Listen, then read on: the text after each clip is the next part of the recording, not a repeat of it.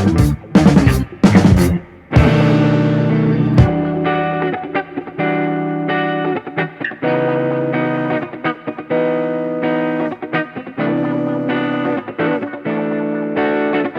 your PC upgrade budget is 60,000 rupees, then you're not here for productivity, are you? Gaming is what you're gunning for, and we are here to help you figure out which components to get for the best experience. We need to get you a good graphics card, CPU, and a super fast SSD to keep your game level load times to a minimum.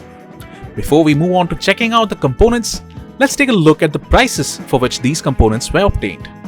Like the previous builds, this is an upgrade and not a fresh build, so we will be retaining certain components and peripherals from our existing computer.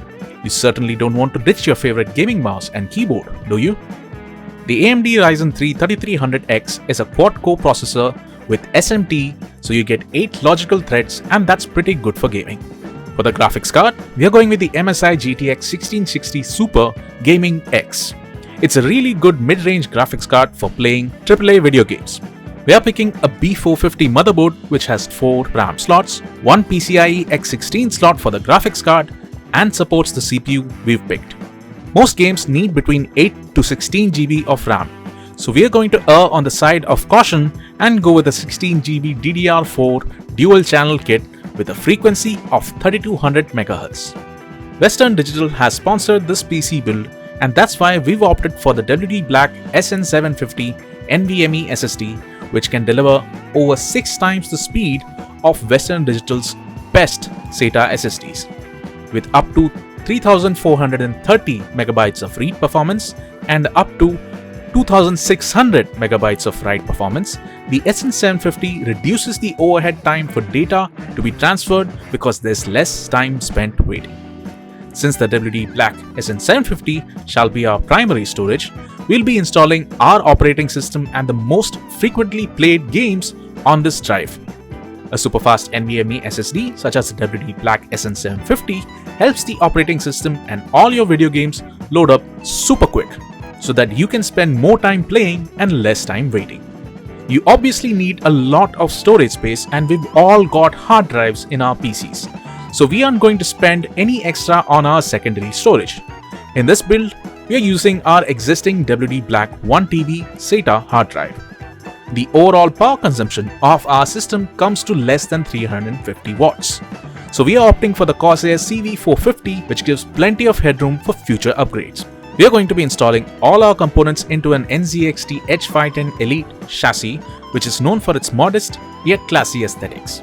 Start off by clearing everything within your chassis. This includes your old PC components which may or may not be working. Give your old components to your younger sibling, or better yet, to a charity. We are sure you're excited to upgrade to something much more powerful. Open your chassis by removing both the side panels. Find all the accessory boxes that might have come within the chassis box. You'll find all the screws needed for your build within these accessory boxes. Also, don't throw away the existing screws from your old system. You'll need those. Whenever in doubt, refer to the user manual of your chassis to see what all screws and peripherals came with the chassis and where they're supposed to be installed. Start off by removing the rear I/O shield, since that's suited for your older motherboard, and the new motherboard requires that you use the rear I/O shield that came with it. Be careful while handling the I/O shield, since the edges tend to be very sharp. Take the I/O shield, align it against the rear, and press it into place. Install the power supply next and ensure that the cooling fan of the PSU is not blocked. Follow this up by routing the cables through the rear panel. Remove the motherboard from its packaging and lay it down on its box or on a stable surface. Install the CPU and RAM modules first. Next up, we'll be installing the WD Black SN750 500GB NVMe SSD. So find the M.2 screw. It'll either be within the motherboard packaging or already screwed onto the motherboard on a standoff. Now, align the WD SN750 SSD with the M.2 port and plug it in. Screw the SSD securely in place using the M.2 screw. Now place the motherboard with the CPU, RAM and SSD installed onto the standoffs and screw it in place. Plug in the power connectors and the SATA SSDs or hard drives that you have lying around. We do this at this juncture because these ports tend to get blocked by the graphics card, so accessing them later becomes a challenge. Next up is the graphics card. Remove the two expansion plates in front of the graphics card from the rear of the chassis. Place the graphics card in the first X16 PCIe slot and secure it in place using 1 or 2 screws. Once the card is plugged in and secured, connect the PCIe power connectors. Use your zip ties to bind all the cables along the offside of the chassis. A little cable management goes a long way towards ensuring good airflow and making the chassis appear pretty. Speaking of airflow, this is the right time to set up the PC's cooling fans. Each chassis appears more or less the same, but you should always examine the airflow path properly to ensure that your components get plenty of air to keep the thermals in check. Your chassis will usually come with a fan or 2 installed, but we prefer to have 3 to 4 cooling fans in a PC. Once that's done, plug your fans into the 4-pin fan headers on your motherboard.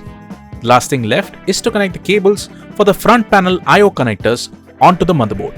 Refer to the chassis manual and the motherboard manual to understand the mating of the connectors. Plug in your keyboard, mouse and monitor.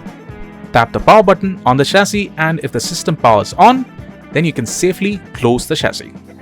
Congratulations! You've completed your upgrade. Now install the operating system, followed by all the hardware drivers, and then you can install your software and games. Let's look at what kind of speeds we are getting with the WD Black SN750 SSD.